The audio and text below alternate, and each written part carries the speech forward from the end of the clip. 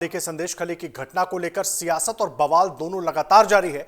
लेकिन इन सब के बीच कलकत्ता हाई कोर्ट ने आज शुभेंदु अधिकारी को संदेश खली जाने की अनुमति तो दी, लेकिन उस दौरान जो टिप्पणियां की वो बहुत गंभीर टिप्पणी है। और कोलकाता हाई कोर्ट की तरफ से एक तरीके से सीधे तौर पर ममता सरकार पर ही सवाल उठा दिया गया और यह कहा गया कि आखिर आरोपी अब तक कानून की पकड़ से दूर क्यों है और अगर क्या सिस्टम उसको बचाने की कोशिश कर रहा है और एक आरोपी की इतनी हिम्मत कि वो पूरी जनता पर हावी हो जाए।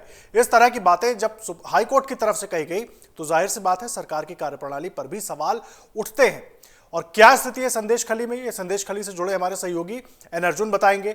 और पश्चिम बंगाल में जो स्थिति बनी हुई है इस पर बात करने के लिए हमारे साथ डॉक्टर सुब्रो दत्ता है, राजनीतिक मामलों के जानकार हैं और पश्चिम बंगाल से आते हैं, वहां की राजनीति को बहुत बखूबी से समझते हैं। सबसे पहले अर्जुन, मैं आपके पास आऊंगा। आप संदेश खली में मौजूद हैं, बहुत सारे लोगों से आपने बात की, राजनीति तो खूब हो रही है लेकिन सच क्या है, पहले जरा वो बताइए। संदेश खाली में स्थिति हालात बहुत अच्छे नहीं हैं, क्योंकि पिछले दिनों से जो आरोप और प्रत्यारोप लग रहे हैं, जो वहां की महिलाओं ने जो बात की है, मैं सबके सामने पहले वो स्थिति एक स्पष्ट कर देना चाहता हूं कि वहां हालात कैसे हैं। जिस तरह के आरोप वहां पर महिलाओं ने लगाए, यौन उत्पीड़न और जो जमीन पर जो कब्जे की जो आरोप तृणमूल के नेताओं पर है, शेख शाहजहां, शिबू हाजरा और उत्तम सरदार पर जो आरोप लगे, उसके बाद दो लोगों को पुलिस ने बहुत दबाव के बाद भले ही गिरफ्तार कर लिया हो, लेकिन अभी तक शेख शाहजहां गिरफ्त से बाहर है। आपको बताना चाहता हूं कि शेख शाहजहां जो है वो एक संदेश खाली के एक भौगोलिक स्थिति के बारे में पहले बता दूं कि संदेश खाली कलकत्ता से करीब 100 किलोमीटर दूर है और वहां जाने के लिए आपको एक जगह धमाखाली से नदी पार होने के बाद एक बहुत ही सुंदर छोटा सा द्वीप है संदेश खाली, जहां पर करीब करीब 12,000 लोग रहते हैं और वहां पर 2 ब्लॉक है। देखिए, 2 ब्लॉक है और दोनों ब्लॉक में तृणमूल के ही अध्यक्ष हैं। 1 नंबर ब्लॉक जो है वो है संदेश खाली, एक उसमें शेख शाहजहां उसका अध्यक्ष है ब्लॉक का, और जो दूसरा ब्लॉक है संदेश खाली ब्लॉक 2, उसमें शिबू हाजरा जो है वहां का अध्यक्ष है। अब देखिए कि पूरा का पूरा जो अधिकार है वो तृणमूल का है उस इलाके में। बहुत सुंदर, बहुत छोटा सा, वहां पर आदिवासी लोग रहते हैं। आपको मैं बताना चाहता हूं वहां की स्थिति, आदर्श जी, वहां की स्थिति ये है कि बहुत सुंदर जगह है, वो छोटा सा द्वीप है, 12,000 के आसपास लोग रहते हैं, आदिवासी लोग रहते हैं और वहां पर इस समय जो है वो सत्ता जो है वो तृणमूल के पास है, जो कि आप मान के चलिए कि वहां के विधायक भी तृणमूल के हैं, वहां के सांसद भी तृणमूल के हैं, जो कि बशीरहाट उनका सांसद लोकसभा क्षेत्र है। अब पूरा का पूरा इलाका तृणमूल के कब्जे में है और ये खेल पिछले करीब 7-8 साल से चल रहा था, लेकिन महिलाएं डर के मारे मुंह खोलने को राजी नहीं थी। वहां की महिलाओं ने अमर उजाला के साथ बातचीत करते हुए, मेरे साथ बातचीत करते हुए कहा कि शेख शाहजहां का जो भय है, जो आतंक है, वो बहुत बड़ा था। लेकिन आपको मालूम होगा कि बंगाल में इस समय राशन घोटाले की जांच चल रही है, उनके मंत्री जेल में हैं। ईडी ने जब इस राशन घोटाले की जो जांच है उसको आगे बढ़ाया तो उसके जो सूत्र हैं, उसके जो जानकारियां हैं, वो शेख शाहजहां तक पहुंची राशन घोटाले में। और 5 जनवरी को उसके घर पर, जो सरबेरिया में है उसका घर, जो कि संदेश खाली से कम 10-15 किलोमीटर पहले है, उस जगह उसका घर है जहां पे ईडी ने छापेमारी की, जिस दौरान तृणमूल के कथित समर्थकों ने ईडी के ऊपर हमला किया, जिसमें 3 ईडी के अधिकारी घायल हो गए थे, आपको मालूम होगा। अब ये देखिए कि जब शेख शाहजहां वहां से फरार हुआ ईडी के मामले में और ईडी उसके पीछे पड़ी, तब वहां के आदिवासियों के अंदर हिम्मत आई और वो खुलकर बाहर आने को मजबूर हुए, उनको हिम्मत मिली। तब जाके लोग अब ये सवाल उठाते हैं कि इस समय महिलाएं क्यों ये बात कर रही हैं। उनकी मंशा पे सवाल उठा रहे हैं लोग, लेकिन ये भूल रहे हैं वो लोग जो सवाल उठा रहे हैं, महिलाओं ने आवाज तो उठाई। इस बात को क्यों नहीं लोग इग्नोर कर रहे हैं, इस बात को पर क्यों इसको तारीफ नहीं हो रही उन महिलाओं की, जिन महिलाओं ने। बहुत अहम बात आप कह रहे हैं अर्जुन, बहुत अहम बात आप कह रहे हैं। और क्योंकि आप ग्राउंड जीरो पर हैं तो वहां क्या स्थिति है बखूबी आप जानते हैं, और जिस तरीके से आप अपनी बात कह रहे हैं ना उसमें वो दर्द, वो गुस्सा भी दिखाई दे रहा है। मैं आऊंगा आपके पास, डॉक्टर सुब्रो कमल दत्ता भी हमारे साथ जुड़े हुए हैं। डॉक्टर दत्ता, आप अर्जुन को भी सुन रहे हैं, हमारे सहयोगी हैं और संदेश खाली में मौजूद हैं। क्या कुछ हो रहा है वहां पर, तमाम पीड़ितों से भी मुलाकात कर रहे हैं, क्या वस्तुस्थिति उसको भी समझ रहे हैं। लेकिन मैं जोड़ रहा हूं आज के टिप्पणी से कलकत्ता हाईकोर्ट के, जिस तरीके से कलकत्ता हाईकोर्ट ने टिप्पणी की है, क्या पश्चिम बंगाल में ममता बनर्जी की सरकार चेतेगी इसको लेकर? क्योंकि अगर कलकत्ता हाईकोर्ट टिप्पणी कर रहा है तो उसके मायने बहुत ज्यादा हो जाते हैं, मल्टीफोल्ड मायने होते हैं उसके। आदर्श भाई, बेशरम सरकार की बेशरम रुख और बेशरम सोच। कलकत्ता हाईकोर्ट की टिप्पणी केवल पहले बार नहीं हुआ है। कलकत्ता हाईकोर्ट ने पहले भी बहुत बार गंभीर टिप्पणी की है। आपको याद होगा लोकसभा चुनाव के दौरान जिस तरह की हिंसा हुई थी, चुनाव के दौरान, चुनाव के बाद, असेंबली इलेक्शन के दौरान, चुनाव के दौरान, चुनाव के बाद जिस तरह की हिंसा हुई, जिस हिसाब से उस समय भी murder, looting, plunder, rape, gang rape, इस तरह की चीजें हुआ था, पलायन हुआ था। उस दौरान भी गंभीर टिप्पणी कलकत्ता हाईकोर्ट ने की थी। कलकत्ता हाईकोर्ट के न्यायाधीश ने तो इतना तक बोल दिया था उस दौरान कि पुलिस प्रशासन जो है बंगाल का, वो कहीं ना कहीं पे टीएमसी के पार्टी कैडर के हिसाब से काम कर, और उसके साथ साथ पुलिस प्रशासन और कानून व्यवस्था पे बिल्कुल विश्वास नहीं है, विश्वास उठ चुका है। और वहां के बंगाल प्रदेश के मुख्यमंत्री कहीं ना कहीं पे विफल साबित हुई है चीजों को लेके। तो उसके बाद भी बंगाल में इस तरह की चीजें लगातार होता आया है, और ये तो कहीं ना कहीं पे एक तरह का इतिहास हो गया है बंगाल में। दुर्भाग्यपूर्ण कहना पड़ता है कि ये केवल तृणमूल कांग्रेस के चलते नहीं हो रहा है। आपको याद होगा इससे पहले वाम फ्रंट की जब सरकार थी या फिर कांग्रेस की जो सरकार थी, उस दौरान भी इस तरह का हिंसा, इस तरह का वायलेंस, एट्रोसिटीज उस समय भी होता था और आज भी हो रहा है। क्या लगता है कि कहीं ना कहीं पे बंगाल का राजनीतिक कल्चर बन चुका है ये।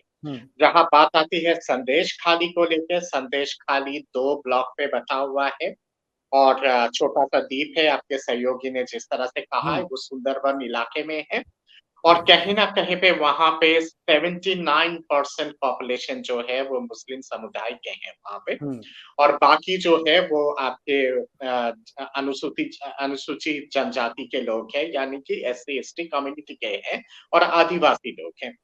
यहाँ पे केवल ये सिर्फ रेप या फिर मर्डर या फिर मॉलेस्टेशन की बात नहीं है। इससे पहले भूमि अधिग्रहण या फिर जबरन भूमि पे कब्जा करना, आपके गाय की चोरी करना, बालू चोरी, तमाम चीजें हैं। और बॉर्डर का इलाका है, बांग्लादेश के साथ जुड़ा हुआ इलाका है, तो वो एक कहीं ना कहीं पे एक आसान रास्ता था आपके शेख शाहजहां के लिए और उसके बाकी तमाम जितने सारे लोग हैं उन लोगों के लिए कि यहाँ पे गंदगी फैलाओ, और जब भी थोड़ा बहुत तफ्तीश हो तो सीधा बॉर्डर पार करके बांग्लादेश पर हो जाओ और वहां जाके छुप जाओ। ये सिलसिला लगातार चलता आया है, अब जाके ये चीजें सामने आया है। मैं समझता हूँ कि ये केवल आज की घटना नहीं है, ये कई सालों से चल रहा था इस तरह की चीजें। महिलाओं ने बहुत लेकिन हिम्मत की है गुप्ता अपनी साहब, जुबान ममता बोलने की। बनर्जी तो बीजेपी पर आरोप लगा रही हैं कि बीजेपी माहौल खराब कर रही है। उन्होंने तो संदेश खाली को आरएसएस का बंकर तक बता दिया था।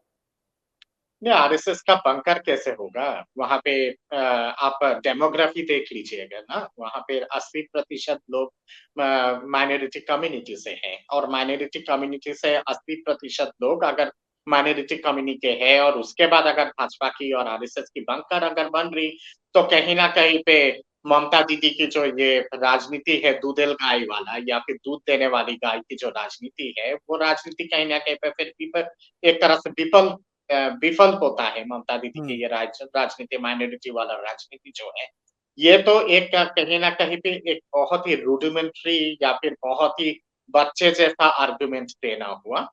यहाँ पे मैं समझता हूँ कि प्रदेश के मुख्यमंत्री होने के नाते उनको इस घटना के बारे में एकदम सही तरह से संज्ञान लेना चाहिए और कठोर से कठोर सजा देनी चाहिए। जो लोग इस पे आरोपित हैं, चाहे वो उनके पार्टी के ही हो या फिर दूसरे पार्टी के ही क्यों ना हो। और बीजेपी अगर उस पे राजनीति कर रही है, तो राजनीति अखाड़ा का मंच पूरा खुला हुआ है। 2024 का लोकसभा चुनाव बहुत नजदीक है। आप राजनीति कीजिए बेशक, और राजनीतिक अखाड़े पे इस चीज इस लड़ाई को लेके जाएंगे।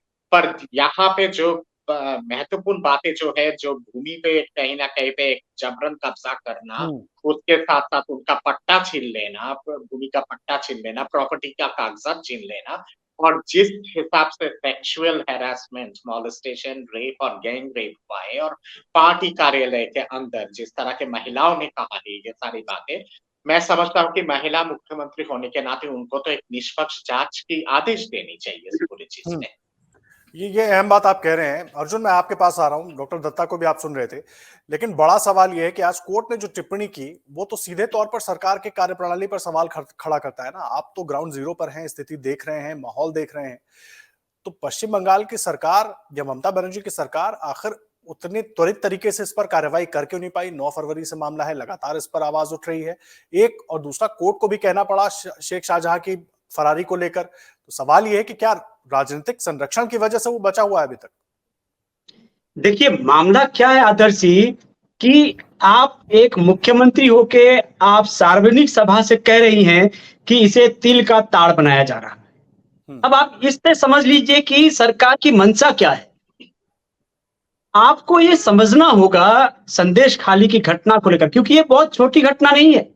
ये एक दिन की घटना नहीं है। ये यौन उत्पीड़न का घटना नहीं है।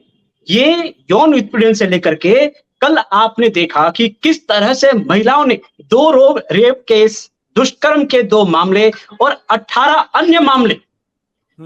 परसों तक तो ये कह रही थी पुलिस की किसी ने कोई मामला ही दर्ज नहीं कराया, हम किस आधार पर गिरफ्तार करें?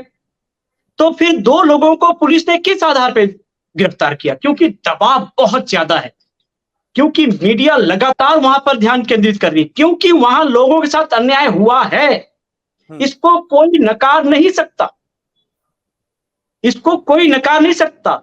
और सरकार अगर इसको तिल का ताड़ कह रही है, तो निश्चित रूप से ये सरकार की विफलता है और आने वाले जो लोकसभा चुनाव है उसमें सरकार को निश्चित रूप से हानि होगी तृणमूल, क्योंकि लोगों ने, आप मेरे वो वीडियो देखिए और उन वीडियो को चलाइए जिसमें कहा है कि हम तृणमूल करते हैं, हमने वोट तृणमूल को देकर के दीदी को हमने जिताया और दीदी आज हमारे साथ खड़ी नहीं है। उनके लोगों ने हमारे साथ ये किया। क्यों आंख क्यों बंद कर रखी है सरकार ने? केवल वोट बैंक पॉलिटिक्स है? मुझे लगता है कि क्योंकि अगर ये मामला सरकार खुद ही जांच करने दे देगी तो सारी चीजें खुल के आ जाएंगी ना। पत्रकारों को गिरफ्तार क्यों किया जा रहा है? आखिर पत्रकारों को गिरफ्तार क्यों किया जा रहा है? आखिर सच्चाई वहां की आने क्यों नहीं दी जा रही है? महिलाओं ने कहा कि धारा 144 लागू करके लोगों को सड़कों पर रोका जा रहा है, जो जांच के लिए आयोग आ रही है उनको यहां तक आने नहीं दिया जा रहा है। और आप देखिए ना, सबसे बड़ी दुख कि बच्चों के कनपट्टी पर पिस्तौल रख के उनकी माओं से एफआईआर वापस करने के लिए कहा जा रहा है। ये बात कल रेखा शर्मा ने कही। हालात देखिए, और आप देखिए कि महिलाओं के, आप देखिए किस तरह का, मतलब आप वहां जाएंगे तो आप हैरान हो जाएंगे कि आखिर ये हो क्या रहा है। ये हो क्या? अरे किसी के घर में पुरुष नहीं है तो क्या महिलाओं के ऊपर आप अत्याचार करेंगे? महिलाएं कहती है कि हमें रात रात नींद नहीं आती कि पता नहीं कब उत्तम सरदार के गुंडे 4 बाइक लेकर आएंगे और हमें उठा कर ले जाएंगे। अरे ये क्या हो रहा है इस देश में? आप समझ नहीं पा रहे। महिलाओं के ऊपर जो उत्पीड़न हुआ वहां पे, जो बहनें रो रो के मुंह छुपा के, उन्होंने कहा हम मुंह छुपा के बोलने के लिए इसलिए मजबूर हैं क्योंकि कल हमारे ऊपर फिर से आक्रमण न हो। आप देखिए, कोर्ट ने आज कहा कि धारा 144 का मतलब क्या हुआ जब कि शेख अब तक गिरफ्तारी नहीं हुआ। उन्होंने, कोर्ट ने, मुख्य न्यायाधीश की पीठ ने आज कहा कि जो है संदेश खाली में 144 धारा का मतलब तो तब है जब वो गिरफ्तार हो। जी। वो बहुत नाराज हुआ, आज कोर्ट बहुत नाराज हुआ है और उन्होंने तुरंत उसको आत्मसमर्पण करने के लिए कहा है। वो बाहर रह के उसको कोई ना कोई तो, हाईकोर्ट के जज ने, मुख्य न्यायाधीश ने आज कहा कि मुझे नहीं पता कि उसे कोई संरक्षण मिल रहा है कि नहीं मिल रहा है, लेकिन वो कितना ताकतवर है हम भी देखते हैं। ये बहुत अहम बात है, कह रहे हैं आप कि कितना ताकतवर हम भी देखते हैं, लेकिन सबसे बड़ा सवाल यही है कि आखिर वो इतना ताकतवर कैसे है? डॉक्टर दत्ता, आप सुन रहे हैं अर्जुन को कि क्या स्थिति वहां पर, ये जो अराजकता वाली स्थिति बनी हुई है संदेश खाली, तो मुझे लगता है फिर एक उदाहरण भर है। तो ये लड़ाई तो बहुत लंबी और ताकतवर होनी चाहिए, तभी शायद इससे जीता जा पाएगा। बिल्कुल बहुत लंबी होनी चाहिए और ताकतवर होनी चाहिए। यहाँ पे एक सवाल ये भी उठता है ना कि कोई एक नॉर्मल शेख शाहजहां का इतिहास उठा के देख लीजिएगा, वो शायद एक सब्जी वाला था या फिर एक रिक्शा चलाने वाला था और आज अरबों खरबों की रुपए की संपत्ति कैसे हो गया। अनुव्रत मंडल का अगर आप उदाहरण उठा के देख लेंगे, उससे पहले उसकी बैकग्राउंड क्या था। ये सारे जो है ना, ये सिंडिकेट है और सिंडिकेट कटवाने वाला सिंडिकेट है और सिंडिकेट के चलते ही दीदी ने मुंह पे एक तरह से ताला लगा के बैठी है, क्योंकि कटमनी मिलता है ना और सिंडिकेट जाता है और पैसा मिलता है। तो ये तमाम जितने सारे ये जो लफंगे गुंडे जितने हैं, जिनको कहीं न कहीं पे संरक्षण मिला हुआ है तृणमूल कांग्रेस के हाईएस्ट क्वार्टर से, उसी के चलते ये लोग इस तरह के बर्बरतापूर्ण घिनौना काम करते हैं। और क्योंकि ये लोग कहीं न कहीं पे पैसा इकट्ठा करने का, वोट इकट्ठा करने का, बूथ लूटने का, गुंडागर्दी करने का सारा काम करते हैं, तो इसलिए इनके ऊपर एक्शन भी नहीं ले सकते। मजबूरी है वहाँ की सरकार की और कहीं न कहीं पे एक तरह से लाचार हो चुकी है वहाँ की सरकार, क्योंकि एक्शन लेंगे तो फिर पार्टी के अंदर ही तहस-नहस मच जाएगा और इसलिए ये चीज़ कर नहीं सकते हैं। कलकत्ता हाई कोर्ट की जिस तरह की टिप्पणी रही है, मैं तो समझता हूँ कि उसके बाद दीदी को तो तुरंत मतलब कि इस पे एक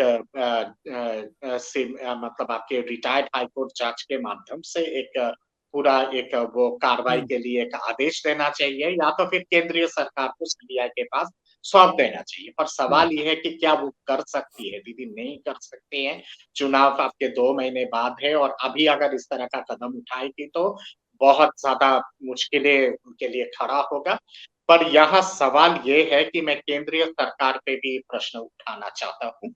जी। ये आज की बात तो है नहीं और ये पहली बात नहीं है, संदेश खाली अभी हुआ है क्या? संदेश खाली जैसा परिस्थिति तो बंगाल के कितने सारे कोने पे पहले भी हुआ है।